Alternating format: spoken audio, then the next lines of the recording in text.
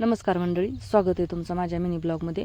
आणि हे आपलं गवत जे जळालेलं होतं त्यातल्या काही काड्या फुटल्या, काही गेलेल्या आहेत. तर त्याचं जे आलेली आहे ना निब्बर एकदम चांगले झालेलं आहे. तीच काळ मोडून आपण जिथं गेलेलं आहे तिथं लावणार आहोत. आणि हे कोपरा आपला खुरपायचा राहिला, तो पण तसाच राहिलेला आहे. आणि हे कापायला पण मागच्या आठवड्यातच कापायला पाहिजे होतं, पण पाऊस थोडाच येत होता, पण वापसा मोडल्यासारखं एकदम हे व्हायचं ह्याच्यामध्ये. तर ते कापायचं राहूनच गेलं होतं. आणि 3 दिवस गावाला गेल्यामुळं पण हे राहून गेलं होतं. काही हे झालं नाही, कापणं झालं नाही. तर हे कापायचं चालू आहे. ह्याला कापायला इतका वेळ जातो ना, कारण जर का पटपट कापायला गेलं तर ह्याच्यामुळं एकदम उपटून येतात. अजून त्याच्यामुळं पूर्णपणे असं त्याची ठुंबडी बांधलेली नाही आहे. आणि आता एकदा कापून घेतल्यानंतर ह्याची ठुंबडी बनते. आणि कापून घेतल्यानंतर मग आपण ह्याला खत टाकून घेणार आहोत. पण ह्याला कापायलाच 3 दिवस तरी जाणार आहे. रोज थोडं थोडं करून कापायचं म्हणलं तरी. तर हे कापायचं चालू आहे आपलं आता.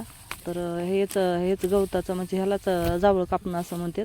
तर आता हे गवताचं हे जावळ कापायचं आपलं चालू आहे.